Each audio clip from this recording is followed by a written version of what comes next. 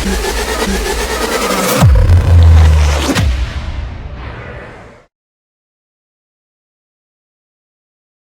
sejahtera, bertemu kembali. Pada kali ini saya akan menghuraikan peribahasa pilihan yang terbaik untuk dimanfaatkan, untuk digunakan oleh para pelajar sekolah menengah. Jadi maksudnya dari tingkatan 1 hinggalah ke tingkatan 5. Peribahasa 1, ombak yang kecil jangan diabaikan.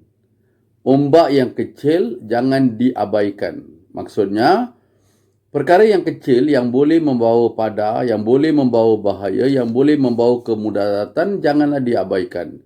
Janganlah dianggap kecil. Janganlah dianggap mudah. Jangan dianggap remeh. Ombak yang kecil jangan diabaikan.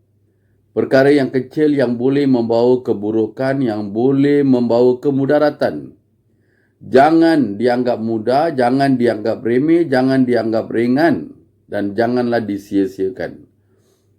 Peribahasa yang kedua, sebab mutiara sebutir lautan yang dalam diselami orang. Sebab mutiara sebutir lautan yang dalam diselami orang, orang yang berilmu akan dicari di mana sekalipun dirinya berada. Kita lihatlah, mutiara walaupun sebutir, manusia sanggup menyelam laut yang dalam semata-mata untuk mendapatkan mutiara yang berharga. Maksudnya, golongan yang berilmu, golongan yang arif, golongan yang bijak, golongan pendeta akan sentiasa dicari. Akan sentiasa diperlukan di mana sekalipun dirinya berada. Itulah peribahasa yang kedua. Peribahasa yang ketiga, jangan bercermin di air keruh.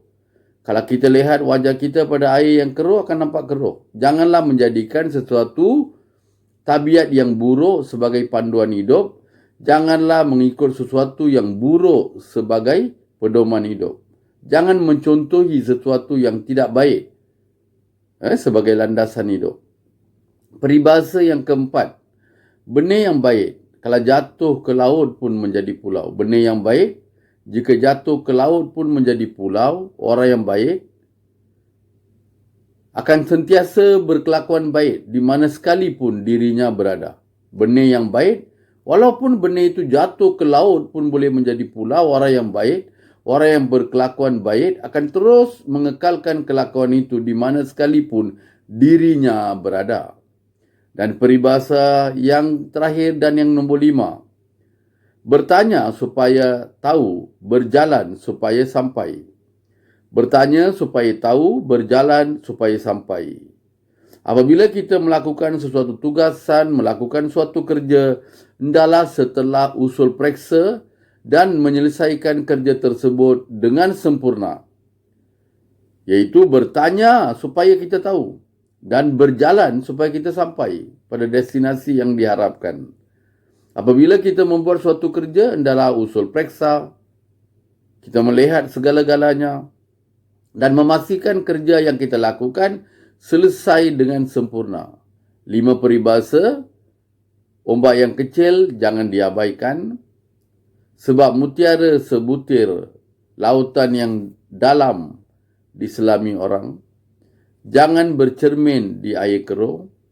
Benih yang baik kalau jatuh ke laut pun menjadi pulau. Bertanya supaya tahu, berjalan supaya sampai.